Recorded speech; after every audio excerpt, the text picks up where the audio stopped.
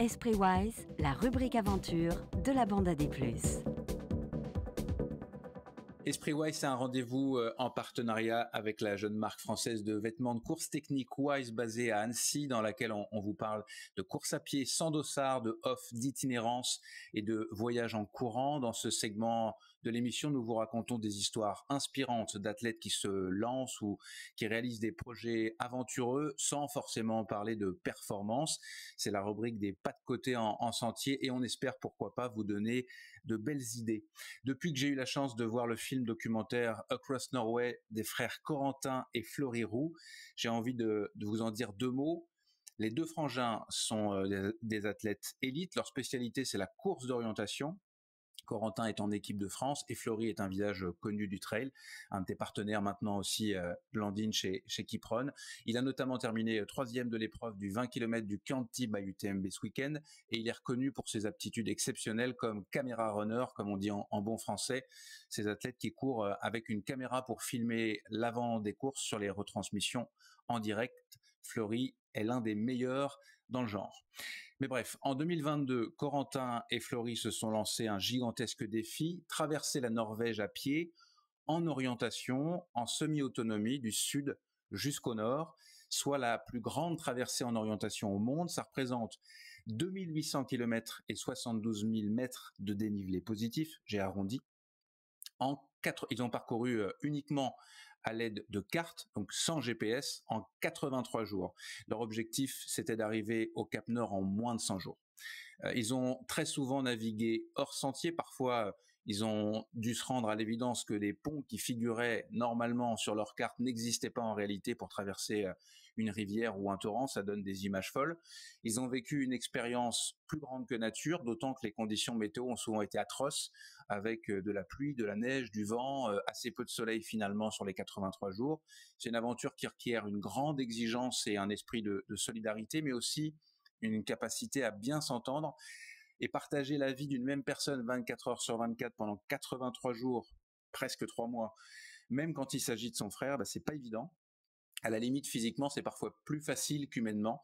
J'ai croisé Corentin Roux il y a quelques jours au trail de la Cité de Pierre et je l'ai interrogé à ce sujet. Je vous laisse l'écouter. En passant, vous allez l'entendre. Il y avait un petit peu de vent ce week-end dans l'Aveyron. On est passé par toutes les émotions, que ce soit au niveau météo, on a eu très peu de beau temps, on a eu beaucoup de pluie, de vent, etc., des conditions un peu dantesques. Et même après, on avait beaucoup de moments de joie, mais aussi pas mal de tensions entre Fleury et moi, parce qu'avec la fatigue, que ce soit la charge mentale de l'orientation ou juste entre nous deux, il y a eu des moments un peu de tension, on a beaucoup discuté pour trouver des solutions ensemble. Donc ça reste une aventure extraordinaire et on est très très content de l'avoir fait à deux et d'être venu à bout de ce projet. Est-ce que tu conseilles, alors pas forcément à des frères et sœurs, mais à des frères et sœurs, à des amis, à ce genre d'aventure à plusieurs, est-ce que c'est quelque chose que tu vas avoir tendance à conseiller? Bon, là, Oui. vous étiez dans du grand technique, mais il n'y a pas forcément besoin d'aller jusque-là. Oui, en fait, chacun peut se donner un peu des projets à son échelle. Nous, là, on était parti vraiment sur un énorme truc, mais ça permet aussi de beaucoup se comprendre avec les personnes avec qui on part. Avec Fleury, on se comprend mieux que personne maintenant, même si on a mis un peu de temps avant de digérer vraiment toute cette aventure. Et on a, la communication, c'est vraiment la clé. Et là-dessus, quand on marche pendant 8 heures par jour, on a le temps de discuter et on ne peut pas trop échapper à ça. Et puis il y a pas de, est-ce qu'il y a de la compétition justement, parce que là on est sur un gigantesque off, comme on dit maintenant.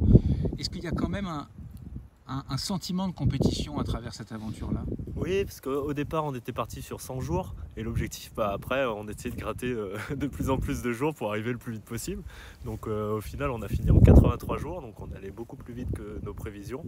Donc on reste quand même un peu des compétiteurs avec Fleury qui fait encore du trail à haut niveau. Et moi, toi tu es en équipe de France de course d'orientation. Ouais. En équipe de France de course d'orientation, donc on est toujours un peu compétiteur. Après c'était pas le but non plus de se mettre au carton physiquement. On testait un peu nos limites aussi sur une aventure vraiment plus longue. Voilà, cette traversée physique et psychologique est devenue un film documentaire que je vous recommande vivement de voir. C'est intense et ça questionne la notion de fraternité avec transparence et honnêteté, comme le livre d'Anaïs. Il sera diffusé au cours des prochains mois dans les festivals de films d'aventure, comme le livre, comme le documentaire de Blandine, avant sans doute d'être mis à disposition sur YouTube. Restez à l'affût si ça vous intéresse. Je vous redonne le titre Across Norway de Corentin et Florie Roux et c'est réalisé par Kenta Ozaki. Et puis évidemment, je vous renvoie aussi au site web de notre partenaire Wise, wisetrailrunning.com, pour explorer les produits techniques haut de gamme qu'il développe pour la course et vos aventures nomades. Vous retrouverez aussi pas mal d'astuces, de petits trucs pour préparer vos off et vos futures aventures sur le site, qui peuvent évidemment être des aventures à l'échelle d'une journée ou d'un week-end. On n'est pas obligé de partir 83 jours avec son frère pour dire que c'est une aventure. Chacun voit midi à sa porte.